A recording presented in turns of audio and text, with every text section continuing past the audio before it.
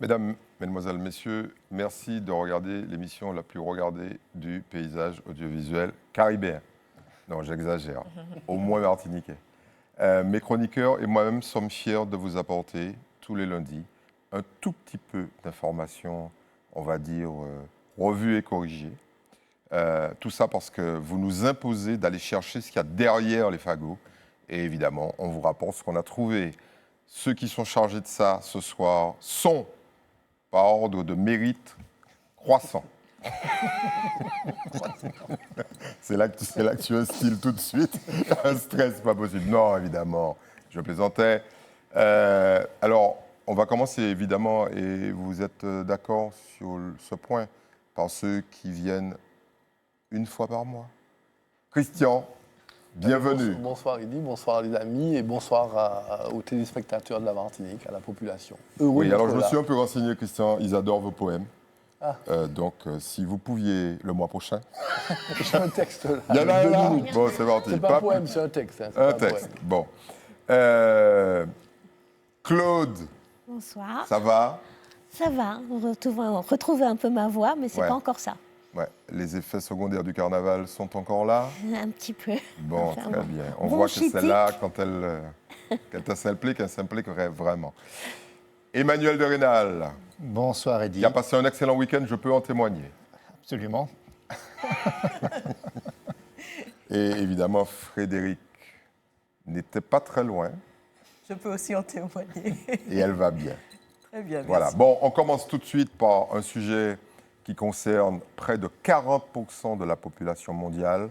En Martinique, je crois même qu'on est légèrement au-dessus de cette statistique. C'est une vraie maladie. Et ceux qui pensent que c'est juste un laisser-aller, ce n'est pas vrai. Parfois, on peut faire des tonnes et des tonnes de régime, on n'y arrive pas parce que c'est une maladie. Mettez-vous ça dans la tête. C'est parti, sujet sur l'obésité. Le 4 mars marque la journée mondiale de l'obésité. En Martinique, près d'un adulte sur deux est en surpoids ou obèse. L'obésité seule concerne environ 22,4% des adultes selon les données de Santé publique France. Dans les rues de Fort-de-France, le mot obésité divise. Entre banalisation et inquiétude, les avis sont partagés. On va là-bas plus pour aller plus vite dans la vie de tous les jours. Pour moi, quelqu'un qui est obèse, c'est pas un souci. L'obésité, c'est la malbouffe. J'ai toujours été mince, mais depuis qu'on entre en retraite, on est livré à rester assis, à avoir du bon temps. Hein. C'est un problème que nous voyons tous les jours, mais je ne sais pas si les personnes sont conscientes du fait que l'obésité soit un problème de santé. On aime la facilité, on n'a pas le temps, donc la rapidité, acheter en extérieur, acheter en portée. Je ne fais pas particulièrement attention, j'essaie quand même de gérer pour ne pas prendre plus de poids, effectivement, mais je ne fais pas de sport, pas d'activité en particulier, non. Pour les spécialistes, l'obésité n'est pas une question d'apparence, c'est une maladie chronique bien définie. Robert Bonda, nutritionniste conseil, rappelle que l'indice de masse corporelle permet de poser un diagnostic.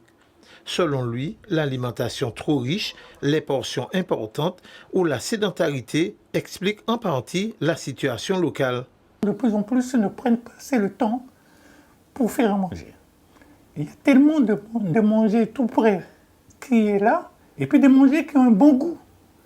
Et je dis aux Martiniquais, le fabricant qui met en place un produit, il va calculer ce qu'on appelle le point de félicité. C'est le point qui va rendre la personne accro. Une fois qu'on a goûté au produit, on ne peut plus s'en passer. Dans les cabinets médicaux, les chiffres deviennent des visages. Le surpoids entraîne des complications lourdes.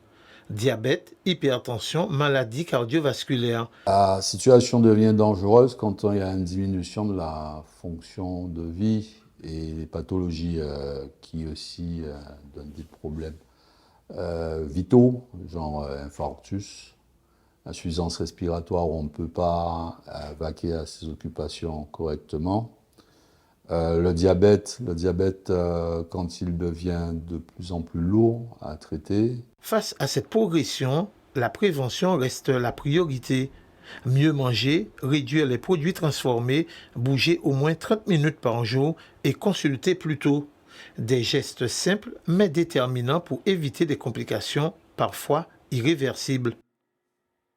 Bien, vous l'avez vu, il y en a qui considèrent que c'est juste, on va dire, un laisser-aller gastronomique. Ce n'est pas du tout ça. Et nos chroniqueurs vont bien évidemment vous expliquer ce qu'il y a derrière ce mot, qui est aussi aujourd'hui un mot valise, sans jeu de mots, bien évidemment. Frédéric, est-ce que les fabricants, les groupes pharmaceutiques n'ont pas intérêt à ce qu'il y ait de plus en plus d'obèses? Alors, je vous dis ça, pas seulement par provocation, parce que, par exemple, on sait qu'aujourd'hui, 1/3 des médicaments, des nouveaux médicaments contre le diabète servent à un nombre de plus en plus important de personnes obèses à lutter contre l'obésité. C'est une déviation majeure. Tout ça n'est pas un peu organisé? C'est exactement la question que je me posais Donc vous avez la réponse. Ce sujet. On va essayer.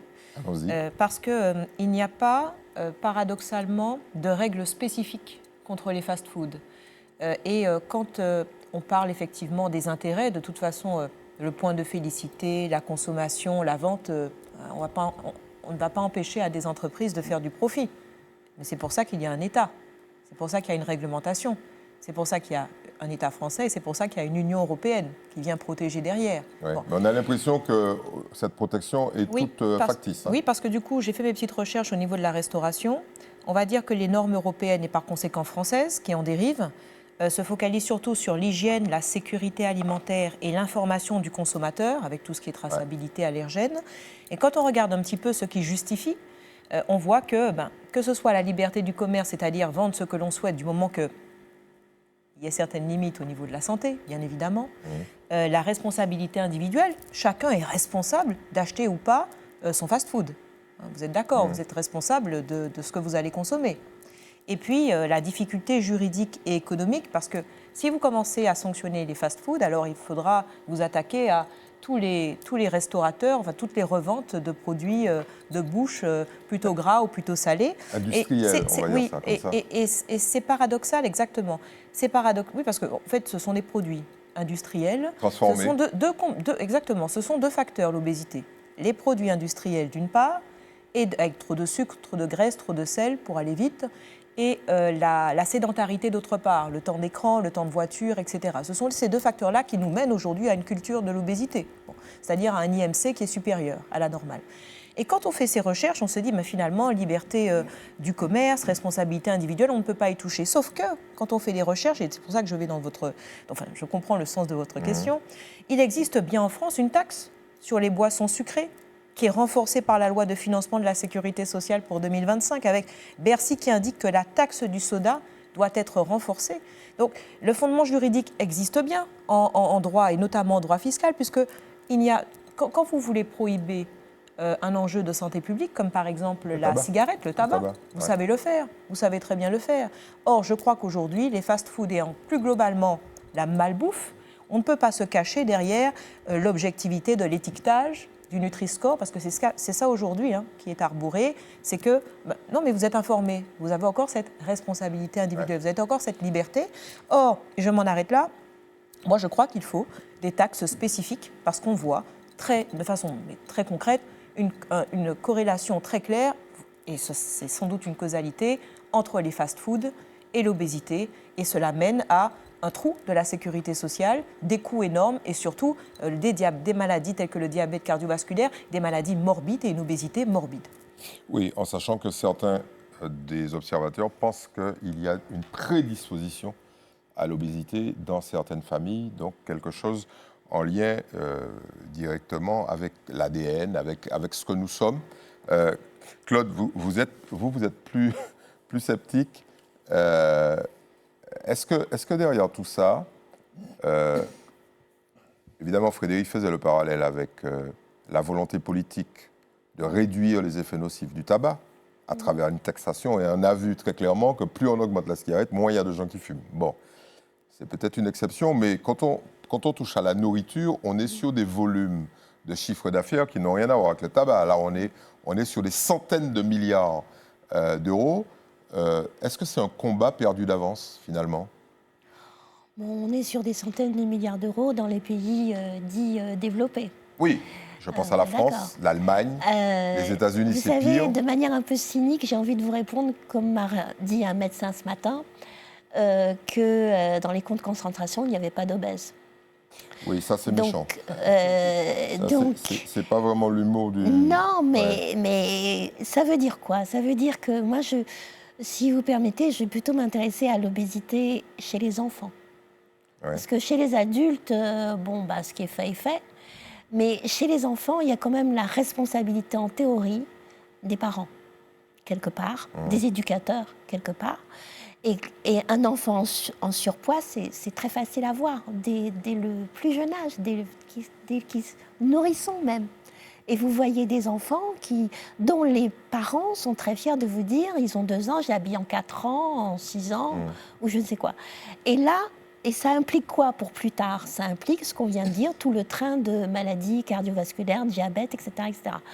Alors là-dessus, moi je suis plus pour... Enfin, je crois vraiment la responsabilité véritable des parents quand ils le peuvent. Ça ne veut pas dire qu'ils mettent les enfants à la diète, c'est pas ce que je suis en train de dire. Mais ce que je dis, c'est vrai qu'il y a les produits transformés, c'est vrai aussi, c'est vrai la facilité, tout ce qu'on a indiqué. Il y a aussi tous les éléments...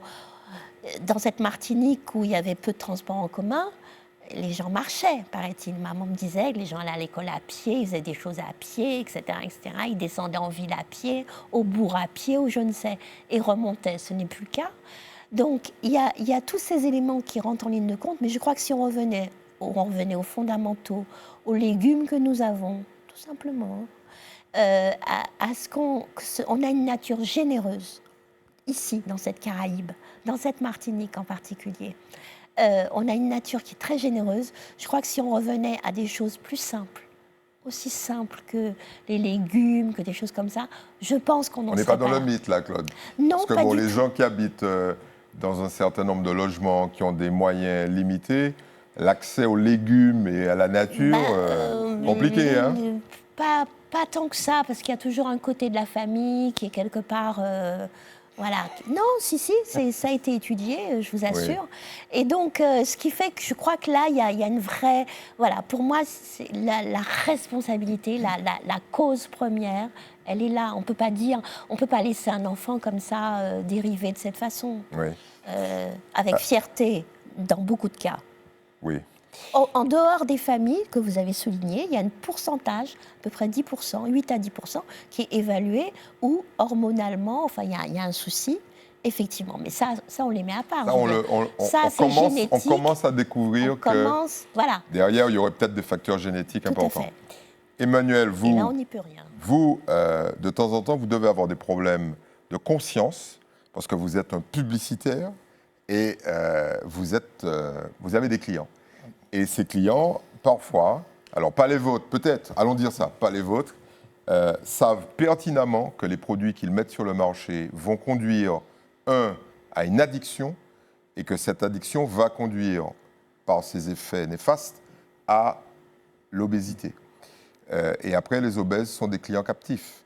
Quelle réflexion vous avez sur le sujet ? Alors, ce qui est intéressant dans votre question, c'est que vous activez un levier qui est celui de la communication.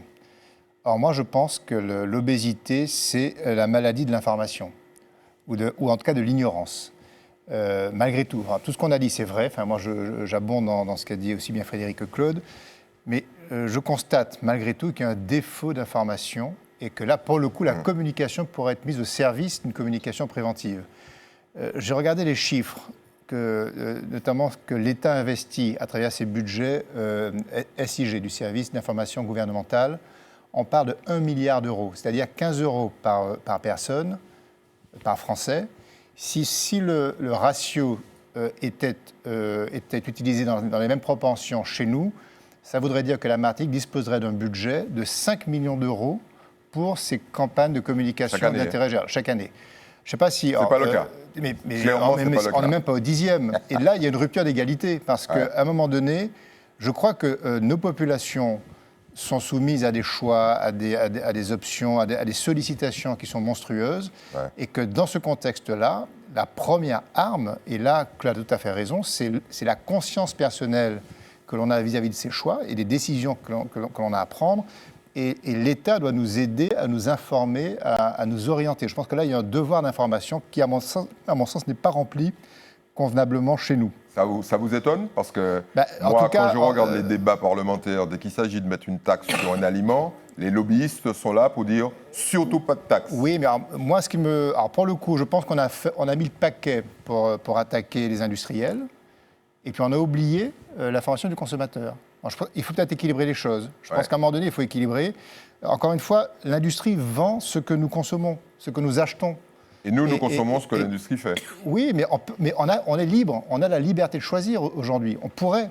Moi, il y a quand même des efforts qui sont faits. Il y a des Nutri-Score, mais la communication publicitaire, la sensibilisation. Quand on voit que des familles livrent leurs enfants devant des écrans par confort coupable, je suis désolé. Je pense que la communication pourrait au moins intervenir pour expliquer à ces familles que là, on installe les gamins dans des processus d'obésité qui deviendront morbides quand ils seront adultes. Donc ça, c'est un sujet de communication qu'il faut prendre à bras-le-corps. Christian, quand les députés français renoncent, grâce au lobbying, à mettre le Nutri-Score sur l'ensemble des produits alimentaires pour éviter de toucher les petits producteurs, etc., à mon œil, ça vous fait trembler, parce que vous avez été responsable en partie de la gestion de ce mal considérable qui multiplie l'occurrence des maladies classiques. Absolument. En particulier les maladies chroniques. C'est un problème grave et c'est un problème difficile en fait. La gravité est telle que si on regarde aujourd'hui en Martinique, les enfants ou les jeunes entre 3 et 15 ans, 3 ans jusqu'à 15 ans, il y en a 10% qui sont déjà obèses. Et 25% qui sont en surpoids, largement. Donc obèses 9000, et quand on prend 25%, c'est considérable, c'est près de 25 000 gosses. Et c'est un sujet difficile parce que je ne suis pas sûr, contrairement à ce que tu disais, que les gens ont la liberté. C'est-à-dire que je ne connais pas un consommateur qui va voir un industriel et qui lui dit « je voudrais une boîte de chocolat avec une image comme ça dans le rayon en dessous, bien placé, etc. » Non, c'est fait par les industriels, c'est mis là, et le consommateur, ça l'attire, il prend l'habitude, quoi. Et souvent, le parent, l'enfant veut, et au bout d'un moment, le parent cède. Ouais. C'est la malbouffe, et c'est quelque part la précarité. C'est clair. Quand on analyse les éléments socio-économiques et socio-démographiques des gens obèses, il y a une corrélation. Ce n'est pas les plus riches qui sont obèses. Hein. Il y a des problèmes dont tu as parlé. Je suis d'accord, aussi, des problèmes génétiques, des problèmes hormonaux, etc. Mais on a mis ça à part. Qui font que n'importe qui est touché. Mais la corrélation entre la malbouffe, le manque d'éducation à la nutrition et la précarité, dans un pays où on va dire un tiers de la population est en situation de précarité, c'est évident qu'il y a un risque majeur de développement de l'obésité avec tout ce que ça implique. Parce que ça implique, on l'a vu, l'hypertension artérielle avec toutes les conséquences qu'il y a sur les autres maladies et tout. Le deuxième cause de mortalité. Bien sûr. Après, avec les affections cardiaques, avec... tout ce qui touche les maladies cardiovasculaires. C'est excessivement grave. D'où l'idée que, et là on revient évidemment sur ce qu'on a dit tous, le système n'est pas fait pour combattre ce genre de choses. Je prends un exemple. Tu as dit que j'étais responsable des soins à un moment donné, c'est évident. Je me souviens qu'à l'époque de la loi Lurel, il y avait une visite ministérielle ici. Sur le sucre. Bien. Et moi, j'avais commencé des négociations avec les industriels, justement, producteurs de yaourt et tout. Et ils étaient en voie d'accepter une proposition que je leur faisais, en disant, j'ai fait l'expérience sur moi, en matière de sucre dans le café, en supprimant 1 quart de sucre chaque semaine. Au bout d'un mois, on ne supporte plus le sucre. Je disais, la loi Lurel impose une réduction drastique. Moi, je vous propose, c'est ça la perspective, de réduire chaque année un peu le taux de sucre dans vos yaourts. Ils étaient sur le principe OK. mais il y avait tout un conditionnement politique pour aller beaucoup plus vite. Ça n'a pas été fait et ça a échoué. Ça a été échoué. Donc, je crois que pour en finir, l'essentiel, c'est évidemment sur le fond l'éducation, etc., mais c'est la prévention, l'information aux gens, l'information sur le terrain. Comme je répète à chaque émission, dans chaque territoire de la Martinique ou sous-territoire de la Martinique, c'est ce travail permanent d'éducation et d'aide à la bonne nutrition des gens qu'ils comprennent comment ils font. C'est vrai, et tu as raison, je t'ai entendu le dire, la personne qui est au 3e étage dans un HLM et qui est peut-être pas smicard et tout ça. Qui n'a pas de voiture. Et qui n'a pas de voiture, c'est pas. Déjà, il ne trouve pas les bons fruits au supermarché parce que souvent, c'est des fruits qui viennent de métropole, mais c'est pas lui qui aura les légumes qu'il faut, qui aura le poulet non hormonaux, qui aura la viande comme il faut, qui aura. Non, c'est pas possible. Compte tenu des tarifs déjà. Donc, allons encore rêver un jour, peut-être qu'il y aura des interdictions de produits trop sucrés dans les hyper. Absolument. C'est le cas dans certains pays, notamment les pays scandinaves. Dans ce sens. On va changer de sujet. Là, on va carrément s'éloigner, mais on va toucher à ce qui fait le cœur de notre culture, le tour d'éole. Alors là, je ne suis pas sûr qu'on prenne la bonne direction, mais c'est une opinion toute personnelle, avec cette espèce de mise en place d'une taxation sur le suivi, allons dire ça comme ça, du tour d'éole, sujet hautement sensible. À plusieurs mois du départ, l'organisation durcit les conditions d'accès au plan d'eau. Désormais, plaisanciers et professionnels devront obtenir une accréditation officielle pour suivre la course au plus près. Une mesure qui pourrait modifier les habitudes, les responsabilités et les coûts. Ça change quoi? Ça change un poids financier, puisque nous devons changer nos devis, nos propositions à nos clients en rajoutant cette accréditation, parce que c'est difficile de prendre sur nous, puisque nous avons déjà une conjoncture économique compliquée, un tourisme qui a diminué. Donc, il faut qu'on fasse attention en même temps, mais en même temps, on a envie d'être répliqué et de soutenir la Fédération des Yole Rondes. Donc, ça reste important pour nous quand même. Je vais revenir surtout sur l'importance ou l'intérêt qui a été mis en avant sur cette accréditation. C'est qu'aujourd'hui, l'espace maritime, donc au niveau de l'organisation de la manifestation du Tour, sera séparé en 3 zones. Donc une zone, on va dire, entre 0 et 200 mètres, qui sera réservée aux yoleurs, à l'assistance, à la presse également, et certains navires de sécurité, donc accrédités. Et la deuxième zone qui nous concerne, nous, les professionnels, qui est une zone de 200 à 500 mètres, pour les navires accrédités, et ceux qui ne le sont pas seront dans une zone de 500 mètres, donc zone d'exclusion. Premiers concernés, les acteurs du nautisme. Le cluster maritime de Martinique, créé en 2013, regroupe les professionnels du secteur. Il accompagne aujourd'hui ses adhérents face à cette nouvelle obligation. Entre sécurité renforcée et contraintes supplémentaires, le secteur cherche à s'adapter.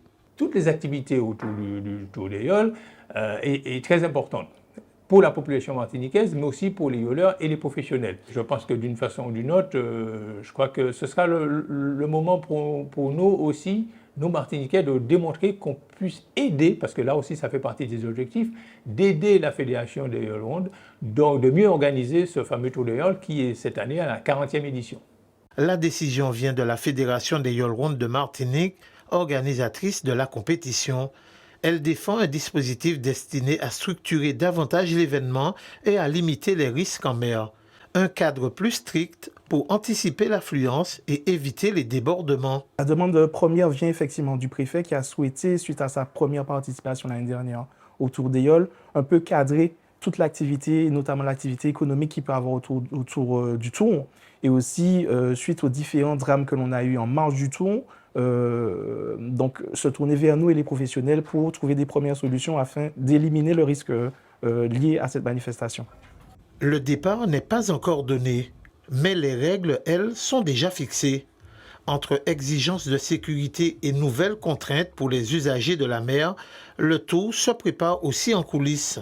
Une édition qui commence bien avant le premier coup de corne de brume. Bon, très bien. Vous savez que le débat est lancé, évidemment. Tout le monde n'est pas d'accord parce que dès qu'on touche au Tour d'éole, alors pour mettre encore plus d'huile sur le feu, nous, on avait fait une étude à l'époque. Quand je dis nous, c'est Business News. le montant total des dépenses il y a 15 ans était déjà de 55 millions d'euros, générés par l'ensemble des secteurs qui sont en lien avec le Tour d'Éole. Et malheureusement, les organisateurs du Tour d'Éole ne touchaient pas un copec sur cette somme colossale. Bon, voilà. Donc, en fait, la vraie question, c'est comment on fait pour organiser un Tour d'Éole et en tirer des bénéfices quand on est organisateur. Claude, vous êtes une fanatique du Tour d'Éole, il faut quand même qu'on le sache. Au-delà d'être une ancienne pom-pom girl du PSG, Claude adore le Tour d'Éole. C'est quoi le modèle économique idéal pour un Tour d'Éole qui finalement sert bien d'autres objectifs, je parle des gens qui sont autour, qu'à celui d'une épreuve sportive. Il faut quand même rappeler, parce que nous, quand on fait un sondage sur le Tour d'Éole, on demande aux gens, le dimanche soir, qui a gagné le Tour, ils ne savent pas. Mais ils étaient sur le Tour. Bon, allons-y. Non, ce qu'il y a, c'est qu'il y a quand même un constat depuis des années, et puis là, depuis les 3 dernières années, vous savez bien que la fédération, en l'occurrence la présidente, tire la sonnette d'alarme 3 semaines avant en disant « on ne va pas y arriver, il n'y a pas de sous, on ne peut pas ». Donc, ça ne peut pas durer comme ça. Et donc, c'est vrai que c'est une organisation, cette fédération d'Éole, qui a été créée, je rappelle, par des gens qui ont voulu, ça aurait pu être au sein d'une ligue de voile de l'État, avec la France. Il y a une fédération martiniquaise d'Éole parce que c'est notre patrimoine à nous, c'est nos affaires. Nos affaires uniques au monde, soit. Bien que les arbitres et tout ça aient été formés par les ligues de voile, la fédération. Parce qu'il faut un minimum quand même de règles. Bien. Une fois qu'on a posé ça, c'est vrai que c'est bizarre par rapport à d'autres fédérations, d'autres organismes qui organisent des tournois sportifs et autres, que ce qu'ils ne récoltent pas, ce sont eux les organisateurs, ce sont eux qui ont la responsabilité de la sécurité de beaucoup de choses, et finalement qui en tirent très peu de bénéfices, a priori. L'argent passe quelque part, mais en tout cas, eux, dans leur poche, à tel point que pour remettre les prix, par exemple, ils n'avaient même pas de sous en caisse, cette fois-ci, pour essayer, voilà. Donc, c'est pas normal. Donc, il faut trouver des recettes, c'est clair. Et d'ailleurs, il y a eu beaucoup d'audits. Il y a eu le vôtre, il y en a eu d'autres. La région Martinique en avait commandé, que ce soit sous président Letchimy, sous président Marie-Jeanne. Enfin, vous savez bien, il y a des cabinets qui sont venus, qui ont fait des propositions. Mais la chose, c'est que c'est à nous de faire, nous Martiniquais. Ça veut dire quoi? Ça veut dire qu'à un moment, il faut que les personnes qui en profitent, donc la mère, puissent payer un peu. Et ça, il y a des calculs qui ont été faits. Aujourd'hui, si vous savez bien, c'est jusqu'à 300 mètres. Là, on dit, on a gagné 100 mètres, ce sera entre 200 et 500, et puis au-delà. Bon, il s'agit d'avoir quand même 400, c'est entre 200 et 400 bateaux à peu près en moyenne sur la semaine. Donc quand même, d'avoir un petit peu, c'est pas énorme. Et ils ont calculé, moi j'ai appelé tous les intervenants et tout ça, ça fait 3,50 € sur la semaine, ils m'ont dit, par participant. Donc sachez que, à mon avis, ils vont vous faire payer 15 € parce qu'il faut participer en plus, mais enfin, comme par hasard, mais c'est 3,50 € net. Mais ça veut dire qu'aussi, on va parler, si vous voulez bien, pour finir, pour avoir, dans les propositions qui ont été faites, il y avait aussi les droits de retransmission télévisée. Vous croyez qu'on peut, comme ça, filmer un match de football, et puis, comme ça, un Grand Prix de Formule 1, tranquille, et puis les images, il y a les drones, il y a tout le monde qui se sert. Non, c'est unique au monde, ces images auraient dû être filmées, la fédération, les vendre à d'autres, etc., et avoir des subsides. Donc l'idée là, c'est un premier pas. Alors on n'aime pas, on verra ce que ça va donner. Et puis ça permettra aussi, en théorie, aux gendarmes, entre guillemets, sur la mer, de dire celui-là il a un pavillon, celui-là il n'a pas, etc., et de gérer. On verra. C'est un test, mais de toute façon, cette fédération, compte tenu de l'état des finances de la CTM, eh bien de toute façon, il faut qu'elle trouve ailleurs, autre chose, et pas seulement de la part des entreprises qui étouffent. Bon, Christian, on a compris que vous étiez aussi un adorateur du Tour d'Éole. Vous êtes caché quand nos photographes passent, donc on ne peut pas vous voir. Mais cette tentative de structurer, on va dire, des retours sur investissement, C'est un coup d'épée dans l'eau ou alors Non, c'est non, sérieux? Non, ça m'a plu parce que, bon, j'étais il y a longtemps un peu intéressé par les affaires d'analyse financière et entendre que le tour des gueules, l'opération se casse la gueule alors qu'il y a une telle participation, etc., que je ne comprenais pas la chose. Donc j'ai regardé un peu de près et, bon, sans rentrer dans des trucs techniques là, je me suis rendu compte, chiffres qui sont publics, jusqu'à 2024, j'ai compris qu'ils avaient 800 000 € de dettes cumulées. Et en analysant un peu les documents qui circulent, j'ai vu qu'ils avaient à peu près une insuffisance de financement récurrente autour de 300 000 €, quoi. Alors j'ai regardé, donc il faudrait pour les rétablir, non seulement payer les dettes, mais assurer que dans leur modèle de financement... minimum de rentrée. Je dis minimum dans la configuration actuelle. Quand on regarde les recettes, il y a des choses que je ne comprends pas. Alors il y a ce que tu viens de dire, sur mais où sont les droits de télévision, mais c'est ce qui enrichit les fédérations de football et autres, quoi.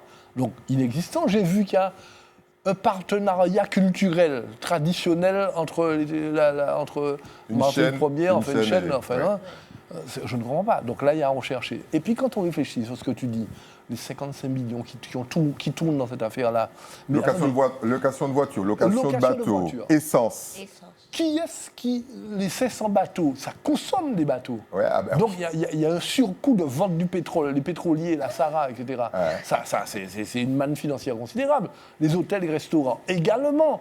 Donc je suis à fond pour qu'il y ait une réflexion, une négociation et des décisions qui soient prises pour taxer ces gens-là pour que ça fonctionne. Parce que c'est le patrimoine de l'UNESCO, c'est-à-dire, enfin, ça a été... L'Aïol. Alors, l'Aïol est devenue patrimoine martiniquais, ok, elle va circuler bientôt en Afrique, elle sera en Afrique, mais on est incapable d'assurer que le modèle économique lui permette de survivre. Mais c'est invraisemblable. Donc, il faut aller dans ce sens-là. La taxe qu'il propose là, elle ne permettra pas de sauver la situation. Moi, je fais un petit calcul sur 200 bateaux réguliers, je veux dire, qui vont payer. Sur la semaine. S'ils payent 50 € par jour, ça fera autour de 70-75 000 €. Non, c'est pas 50 € par jour, c'est 50 €, point. Voilà. Donc, alors, allez voir. Donc, on est loin du compte. Bon, alors il y avait une proposition qui était passée, je vous la donne, mais elle me semble intéressante. C'est faire en sorte que le coût de l'essence entre, on va dire, 2 semaines avant et 1 semaine après le Tour d'Éole soit multiplié par 30%. Et les sommes captées sur les utilisateurs seraient reversées, comme ça, il n'aurait plus de problème. Frédéric, laissons ce doux rêve de côté. Là encore, on est dans l'inconstance, on est dans la stupidité, allons être sévères, politique, parce qu'on sait que les gens qui récupèrent le plus d'argent, il faut quand même le dire, sur le Tour d'Éole, ce sont les politiques avec l'octroi de mer. Après, vous allez dire que je suis sévère. Mais non, comment vous me tordez la perche et après vous dites que je suis sévère. La taxe sur les transports, le pétrole, tous les produits qui sont importés, et ils donnent quoi? Ils donnent quelques centaines de milliers d'euros. Ça ne suffit pas. Alors, déjà, pour en revenir au calcul, parce que j'ai eu le plaisir de tomber sur un de vos... Quelqu'un m'a mis dans les mains un de vos business news la semaine dernière sur le Tour d'Éole 2008. Parce que figurez-vous qu'il y a des photos de maman et de papa aujourd'hui que je côtoie. Je n'étais pas là en 2008. Sinon, ils n'étaient pas papa et maman en 2008. Hein. Non, mais mais en parlant de revenus... si vous revendez ça aujourd'hui, c'est 200 €. Hein. On va faire un best-of. On va faire un best-of. Et j'imagine les enfants de mes amis regarder ça. Maman, c'était toi. Bon, excusez-moi, je ne pouvais pas m'empêcher d'évoquer cette anecdote. J'ai fortement pensé à vous. Donc, pour en revenir au Tour d'Éole et au chiffre d'affaires, je comprends très bien, même aux revenus, bref, je comprends très très bien ce qu'on est en train d'expliquer, mais je ne sais pas exactement quelle est la part financière du Tour d'Éole, d'intérêt pour le Tour d'Éole, et la part, c'est pour ça que j'ai mis l'anecdote de votre business news et des photos, de la mondanité. Parce que c'est un mélange en fait. Parce que vous-même vous dites qu'on ne sait pas qui est le gagnant à la fin. C'est-à-dire que c'est un événement festif. Donc quelle est la... Oui, j'entends.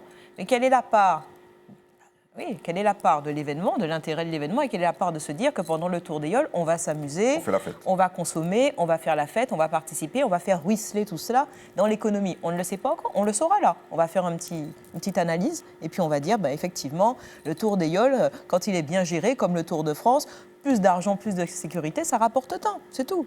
Faut vraiment, parce que nécessairement, l'événement va être un petit peu moins mondain, à 250 à 600 € la place, c'est certain. Bon. Ça, c'est la première des choses, ou pas. Bon. Et puis, pour répondre à l'inanité politique et à la réalisation, je crois que, en fait, il nous manque vraiment, et on va progresser, mais de l'éducation financière, vraiment.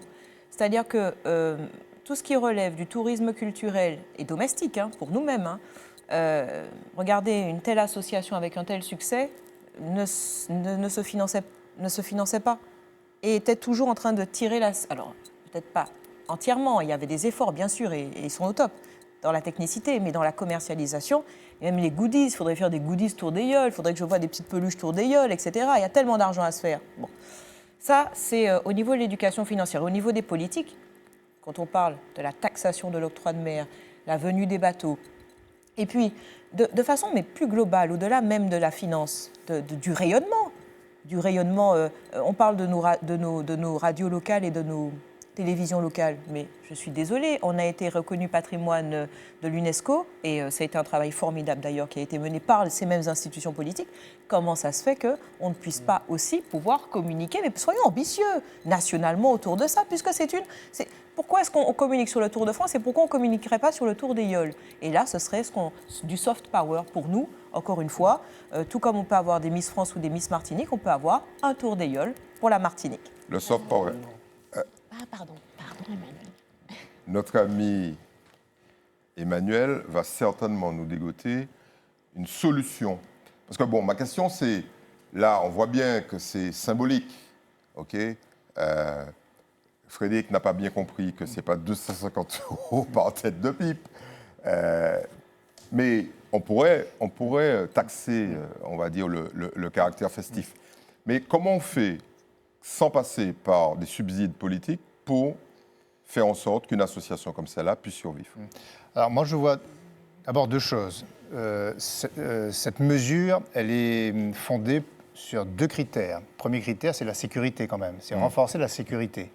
Ça veut dire quoi? Ça veut dire que le coût aujourd'hui de sécurité autour de Tour des Yoles, c'est environ 1 million d'euros. Donc le principe même de mettre cette taxe va baisser la pression et donc amoindrir le coût de sécurité. Donc il y a une logique économique de sécurité. Et puis le deuxième levier, c'est effectivement trouver des solutions économiques parce que la fédération est en crise chronique financière et donc elle cherche des solutions.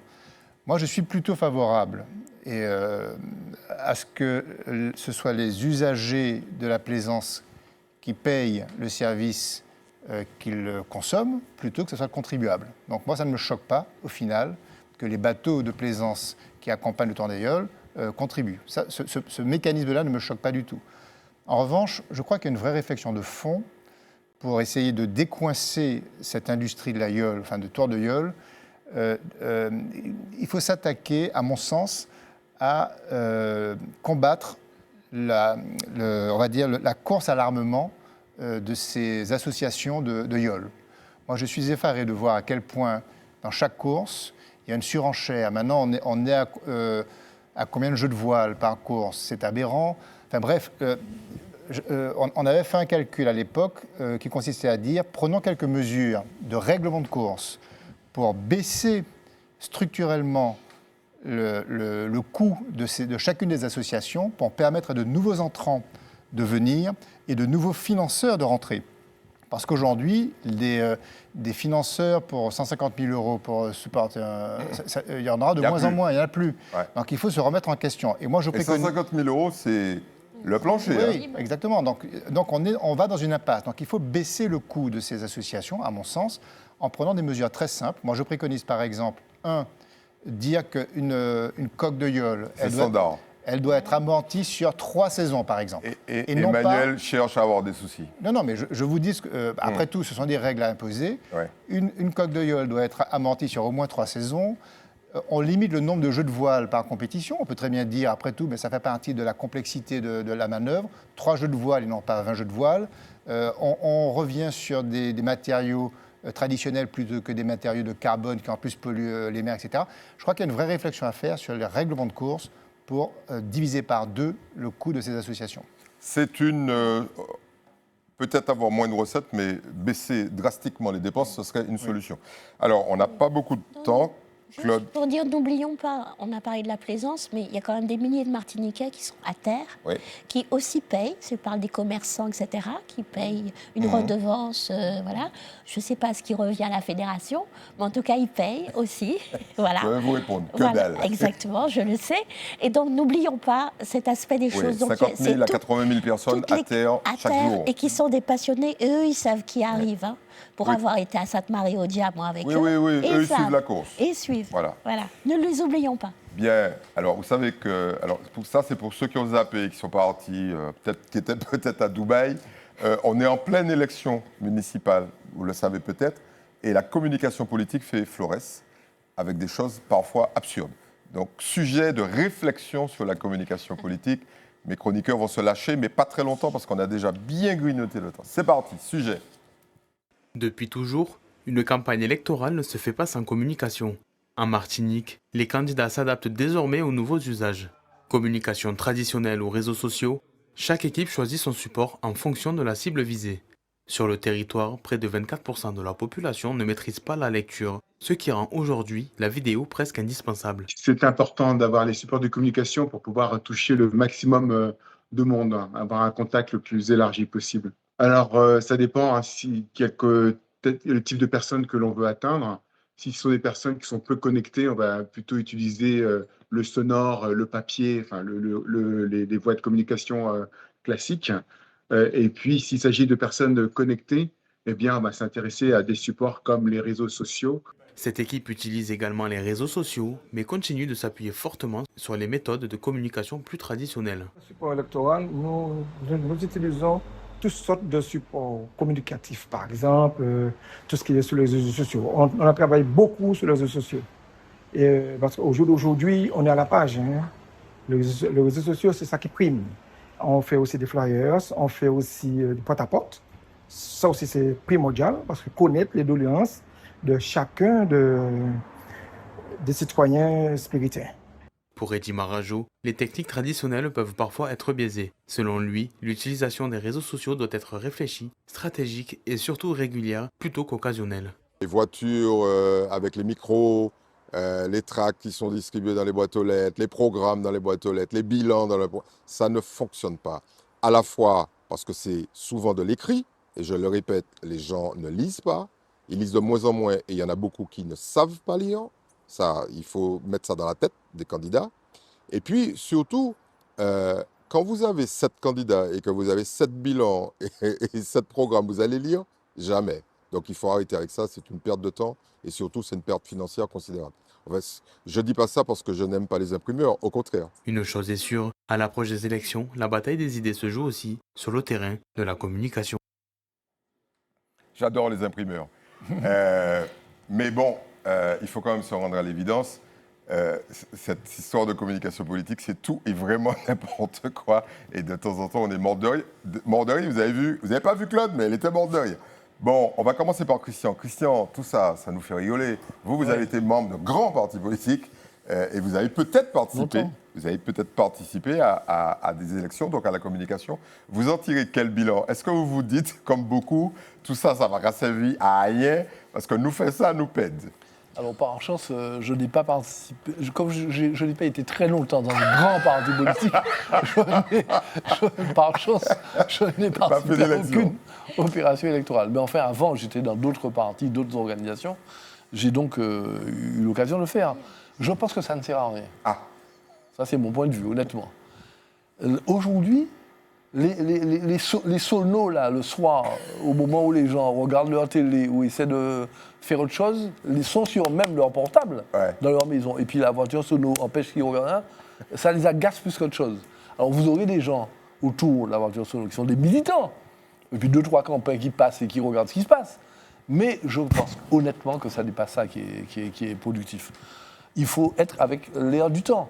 Il faut être crédible d'abord, parce qu'on est dans un petit pays et les gens connaissent tout le monde.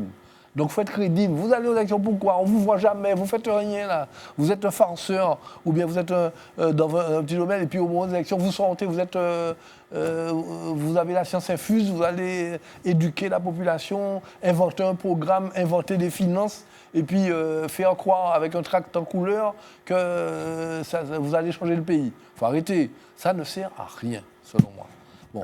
Alors beaucoup le font, mais encore une fois, réseaux sociaux, tout le temps, si vous avez des choses à dire, vous le dites. Les gens, avant les élections, doivent déjà savoir quel est votre programme. À ce moment-là, peut-être que vous aurez des résultats. Ouais, peut-être que les candidats ne savent Sinon, même vous êtes pas. un farceur, n'allez pas aux élections. Peut-être que les candidats ne savent même pas qu'ils seront candidats de toute façon avant de se présenter. Emmanuel, c'est vous le communicant. Oui. Quand ils viennent vous voir en disant, bon, Emmanuel, je veux des 4x3, je veux des super flyers, je veux des voitures sono, tout ça, vous leur dites quoi? Alors, vous dites banco, on signe. Non, je le dis souvent, c'est trop tard, parce que je rejoins ce que vient de dire Christian. Une bonne communication politique commence... Donc t'as dit, ça va, c'est bien, t'as dit, c'est trop tard. Non, ça commence bien avant les campagnes électorales, en réalité. En fait, c'est la stature politique qu'il faut construire, et là, vous le savez très bien, la stature politique, c'est quoi? C'est quelqu'un qui est debout derrière ses idées bien avant qu'une campagne ne commence, qui participe au débat public bien avant qu'il y ait des enjeux politiques, électoraux, quelqu'un qui reste constant dans sa vision, et puis quelqu'un qui incarne la compétence et qui, à mon avis, pour ces élections-ci, doit incarner maintenant l'honnêteté. Ce sont les deux grands critères qui vont devoir jouer. Mais je rejoins tout à fait Christian. Moi, j'ai eu à participer il y a quelques années à une campagne électorale, et quand on m'a présenté le projet de budget de communication pour cette campagne, la moitié, c'était pour éditer les bulletins obligatoires, les affiches, etc. Et l'autre moitié, c'était pour les gueulophones, les voitures avec les micros. Avec les micros. Bon, moi, ma recommandation était de dire, on va déjà supprimer les micros, on arrête ça, et puis on va essayer de faire autre chose, parce que c'est totalement inutile. Faire du bruit n'est pas communiquer. Claude est catastrophé. Claude est catastrophé parce que, je vous le dis, elle en a marre qu'on vienne en bas de son immeuble balancer des trucs enregistrés. Elle voudrait même voir le candidat, elle le voit pas. C'est enregistré. Oui, Claude. Surtout quand, je ne vais pas dire qui, loin de là, mais quand la bande dit, alors moi c'est Plateau Fofo Cluny, et la bande dit « Bonjour, Lance Madame ». Ouais, papa. Ils se sont trompés, Claude. Laisse tomber. Bon, c'était pour bon endroit. Non, au-delà de ça, il y a des choses qui ont un petit peu évolué. D'abord, sur la musique, on a des musiques dans tous les sens. Oui, il y a des chansons maintenant. Des chansons faites par l'IA ou sans l'IA. Alors, il y en a qui ont choisi de faire travailler nos artistes. Allons faire un pour petit de truc, vrai. Claude, si vous voulez bien. Oui. Les gens qui nous écoutent, parfois, ils me disent « Ouais, votre cas prononcer des mots-là. » Alors, quand Claude dit « Faites par l'IA », ça ne s'écrit pas L-I-A. Oui, non, c'est Non, pas ils la l'IA. m'appellent, des gens m'appellent, ils ont raison. Ils ont raison. C'est l'intelligence artificielle. Pardon. Avec de Vous pouvez l'intelligence continuer. artificielle, c'est-à-dire que bon, voilà, on prend un son, il y a des mixages différents, etc. Bon, alors il y a ça, chacun sa musique, et puis pareil, c'est partout. Hein. Voilà, c'est la nouveauté. Alors comme Emmanuel Christian signait, c'est vrai qu'il faut une stature politique. Mais là où je te rejoins moyennement, tu as tout à fait raison. Moi, on connaît des candidats qui ont joué la stature, qui ont une présence, qui ont un poste, qui ont des compétences, mais ils ont le charisme de l'ambi. Et je vais te dire, ça décolle pas, hein, quel que soit ce qu'ils font. Donc, non, j'ai pas fini. Oui, j'ai presque fini. Ce que je veux dire, c'est que rien ne vaut quand même, comment dire, le contact. Je ne dis pas porte à porte, mais on peut rencontrer un candidat au hasard de course, etc. Le contact, un peu jauger l'homme, c'est vraiment une élection de proximité, il ne faut pas oublier ça. Alors, on reçoit sur nos portables des tas de choses, mais je crois que ça, c'est vraiment fondamental. Et puis, un petit semblant de sincérité et d'honnêteté, un petit quelque chose. Mais la campagne est violente, hein. Il y a des choses très méchantes qui passent avec les réseaux sociaux. Comme chaque année. Très, très méchant. Frédéric, vous, c'est pire que tout. Vous avez été candidate. Voilà, donc vous avez... J'ai vraiment fait une campagne. Et vous avez utilisé non pas toutes les techniques. Non. Certaines, parce que vous étiez dans une élection un peu spéciale. Oui, très rapide, très speed, les législatives. Voilà, donc un peu moins de temps, contrairement au municipal où les types commencent au mois d'avril. Oui, on pour a. certains. Alors, une plus ça grande sert à période quelque chose ou préélectorale. pas? Parce que là, on a deux opinions tranchées. Claude est plus mesuré, mais là, il y en a un qui dit, de toute façon, ça ne sert à rien. L'autre qui dit, bon, il faut arrêter ça. Non, je crois qu'il faut être mesuré, parce que les gens ne sont pas bêtes. Les gens ne vont pas utiliser une voiture sono alors que ça ne sert à rien. Les gens ne vont pas utiliser, les candidats ne vont pas utiliser des tracts alors que ça ne sert à rien. Il faut parler de la portée des choses. Alors, et puis vous disiez que vous adoriez les imprimeurs, mais je crois qu'après ça, eux, ils ne vous adorent plus. Mais non, on les aime, on les fait bosser. En tout cas, ce que je veux dire, c'est qu'il faut être nuancé. Bon, je donne l'exemple de la voiture. Vous avez effectivement des personnes comme vous qui ne veulent pas être dérangées, qui savent lire, se renseigner sur Internet. Mais il y a d'autres personnes qui m'ont reproché, qui m'ont dit « mais tu n'as pas de voiture ». Mais oui, c'est souvent un sujet générationnel. Ouais. Ou les tracts. Oui, d'accord, beaucoup d'entre nous ne savent pas lire, mais ils disent « mais j'ai pas reçu ton tract ».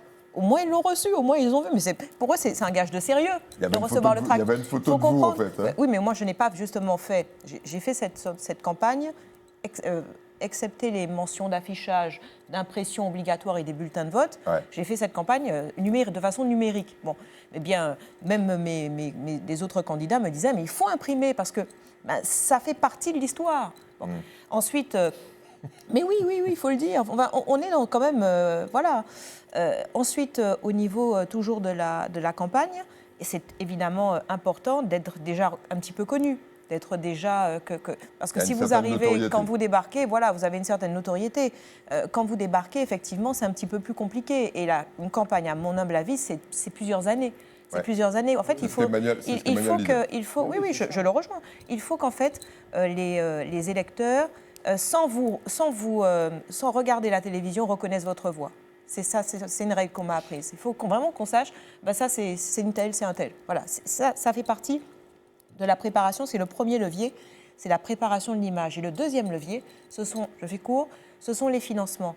C'est-à-dire qu'aujourd'hui, si vous n'avez pas beaucoup d'argent, y compris sur les réseaux pour vous faire sponsoriser, y compris de façon numérique, les vidéos, mais c'est énorme d'avoir un community manager ou une community manager, ce sont des budgets conséquents, ce sont les deux leviers qui font gagner aujourd'hui une campagne et c'est pour ça que l'on s'abrite très souvent derrière des partis et que les petits candidats ont un petit peu plus de mal. Bien, alors deux choses quand même à préciser. Ce que la préfecture envoie à chacun d'entre nous, c'est pris en charge par l'État. Okay, donc les candidats, si c'était le cas, ça aurait été impossible pour certains, puisque les fameux bulletins, les professions de foi... Mais il y a une part qu'on met dans notre poche, et si on n'a pas les 5%, on n'est pas remboursé. Bien évidemment, il faut faire 5%. Oui. Et puis surtout, il y a un budget maximum par commune, dans le cadre, c'est lié au nombre d'habitants, donc je ne vais pas donner d'exemple, mais ça ne représente pas des sommes colossales, hein. C'est quelques dizaines de milliers d'euros maximum. Bon... Rendez-vous le 15 mars, on verra. Oui, le 15 et le 22, on va pouvoir analyser. Ça débauche de moyens, ça ne sert à rien, c'est ce que je veux dire. Alors, allons prendre rendez-vous quand même, parce que lundi prochain, on aura eu les maires. Alors, ne vous attendez pas à beaucoup de deuxième tour, parce que je rappelle une autre règle. Avant, on va dire ça comme ça, pour être élu au premier tour, il fallait évidemment avoir 50% plus une voix des suffrages exprimés. Mais à condition que vous ayez 25% des inscrits. Voilà. Alors, le 25% des inscrits, on l'a viré. C'est l'État qui a fait ça pour faire des économies, bien évidemment. Et là, il y a beaucoup moins d'élections au second tour. Il y en a eu 27. Il y a eu 27 élections dès le premier tour en 2020 et seulement 7 élections au second tour. Et les pauvres, ils ont dû attendre juin pour être élus. Bon, ceci étant dit, on passe au truc. Ça veut dire qu'il faut aller voter. Il faut aller voter, allez-y, comme ça vous ne pourrez pas vous plaindre après. Voilà. On va passer au plus et au moins, et on va commencer par, de toute façon il a déjà saisi ses papiers, Emmanuel. Alors moi c'est un plus, j'en ai déjà parlé ici, mais j'en reparle aujourd'hui, puisque ça y est, il est sorti, c'est le livre Feuille de route, le livre blanc de la mobilité durable en Martinique, qui a été publié et qui est, qui est disponible gratuitement pour ceux qui veulent se le procurer. Il est téléchargeable. Vous allez sur un site. Alors, il est téléchargeable sur plusieurs sites. J'en ai repéré un, c'est le site de groupecitadel.com. Vous allez et vous le téléchargez. C'est mis en place par un collège d'entreprises résilience, climat et énergie, ça s'appelle le Cercle. Donc c'est un collectif d'entreprises et qui ont réfléchi au sujet de la mobilité durable en Martinique de manière très créative, en faisant d'abord des analyses extrêmement robustes sur la situation de notre mobilité, les transports, etc. Et surtout qui préconisent des solutions extrêmement novatrices. Et j'invite les différents candidats qui sont en train de se battre en ce moment à lire ce livre-là pour pouvoir peut-être intégrer quelques bonnes idées dans leur dernière ligne droite de campagne. Ça, ce serait un bon investissement parce que là, vous avez tout pour réellement remettre en mouvement ce territoire qui est aujourd'hui très mal encaillé si on ne fait rien. Ah oui, celle-là, je ne la connaissais pas. Très mal encaillé. On est Claude, dans les c'est yoles à vous. toujours. Alors, moi, j'ai un plus et un moins. C'est parti. Alors, c'est parti pour le plus. Le plus, on avait la journée du 8 mars et moi, je voulais mettre à l'honneur 2 femmes que je trouve exceptionnelles, c'est-à-dire Shirley Billot, qui est à droite de l'écran, et Audrey Warnery. Shirley, donc, qui est la PDG de Cadalis et également d'une future usine SHB Biotech. Et Audrey Warnery en Martinique, au Robert.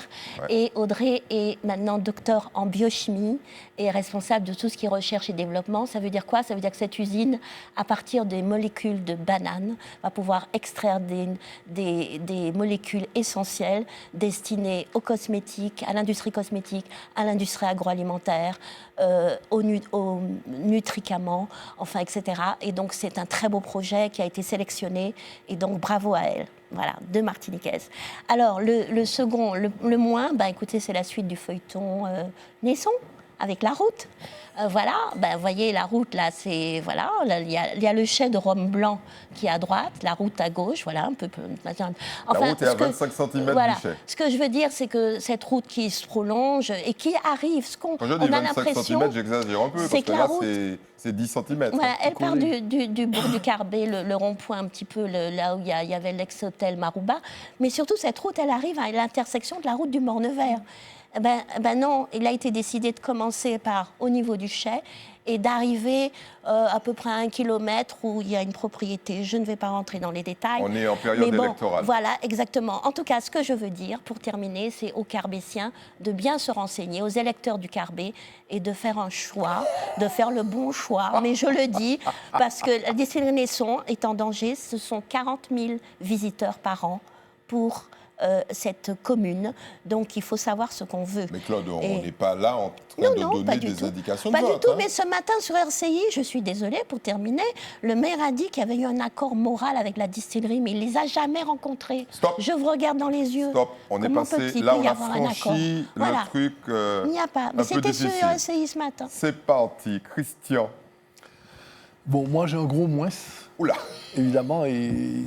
Vous savez qu'en fin d'émission, j'aime bien faire référence aux problèmes, au contexte international, quoi, parce que les Martiniquais n'ont peut-être pas toujours conscience de comment notre situation dépend de la situation internationale. Oui, ils vont bientôt le découvrir dans la station-service. Absolument. Et en plus, ce qui se passe à Cuba est désolant pour tout le monde et dramatique, quoi. Et je lance l'information qu'il y a une grande manifestation, un grand rassemblement pour Cuba. Je parle de la population qui vit, des couveuses, des enfants en couveuse, qui sont plus soignés aujourd'hui. Il n'y a pas d'électricité. À cause il n'y a pas d'électricité. On fait court, voilà. Donc j'ai fait un texte qui dure 2 minutes 15, très exactement. Ça fait beaucoup. Que je vais lire, qui s'appelle « Question à une horloge ». S'il est minuit dans le siècle, cette phrase est le titre d'un ouvrage de Victor Serge, un fabuleux militant anticommuniste, antifasciste du moins, communiste et humaniste, victime de Staline, puis pourchassé par Hitler. Il fut emprisonné par l'amiral Robert, ici, lors de son passage en Martinique en juin 1941, emprisonné à Saint-Domingue puis à Cuba avant de rejoindre le Mexique sur le même bateau qu'André Breton et Wilfredo Lam. Déjà à cette époque, les USA lui refusaient à lui, le maquisard poursuivi en France par Pétain, un visa d'entrée et de protection contre les fascistes. Minuit dans le siècle menaçait alors, car l'humanité pouvait basculer sous la férule du Troisième Reich.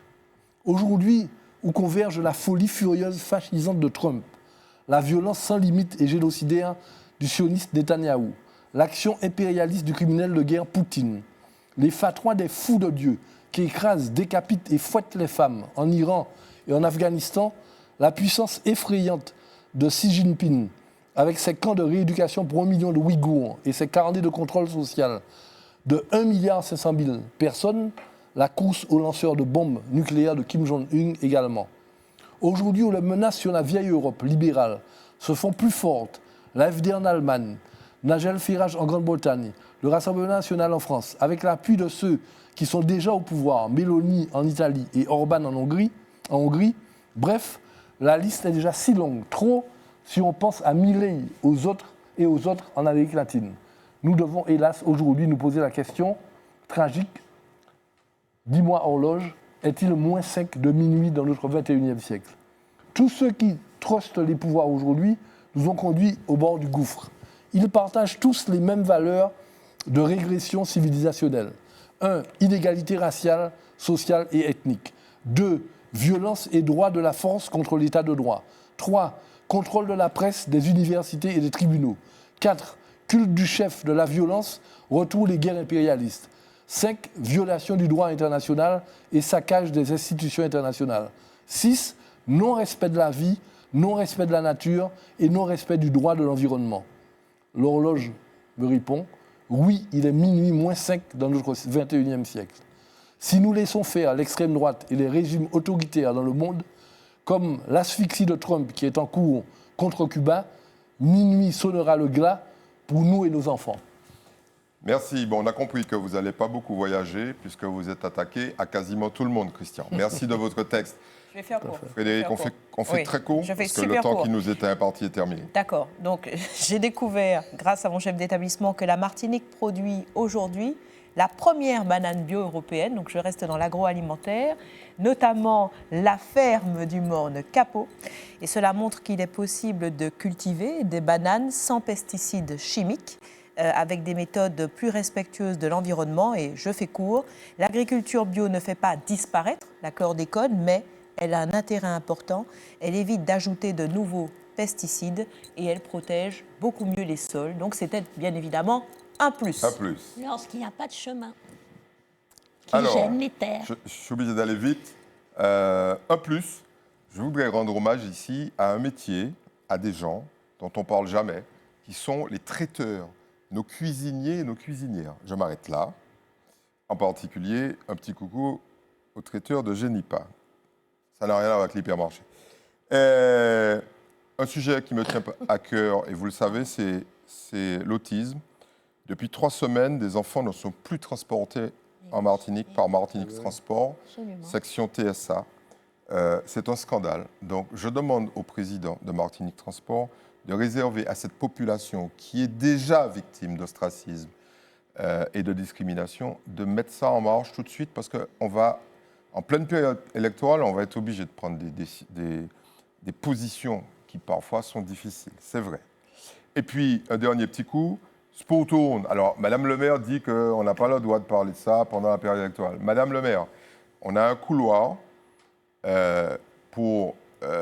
sur lequel il y avait des oiseaux à protéger. Je vous en parle régulièrement. Là, on ne peut plus protéger quoi que ce soit parce que le propriétaire privé du couloir a décidé que tant qu'on n'aura pas mis fin au bruit, à la luminosité au-delà de 20 heures, aux pistes de motocross dans la mangrove, etc., etc. C'est un carnage, Madame le maire. S'il vous plaît, si vous voulez protéger les habitants et les oiseaux, remettez de l'ordre dans cette station nautique de Sport Tourne. Et en particulier, protéger les enfants parce que sur les plages, il y a toutes sortes de choses bizarres. Bien, je vous mettrai une couche de toute façon tant que ce ne sera pas réglé. Alors, merci beaucoup aux chroniqueurs, merci aux équipes. Merci. Et puis, préparez vos dossiers pour lundi, Bon parce vote. que lundi, on aura des maires. À très bientôt. Et puis, allez voter. Allez voter. Allez Allez voter, tout le monde. Allez Tout le voter. monde doit voter.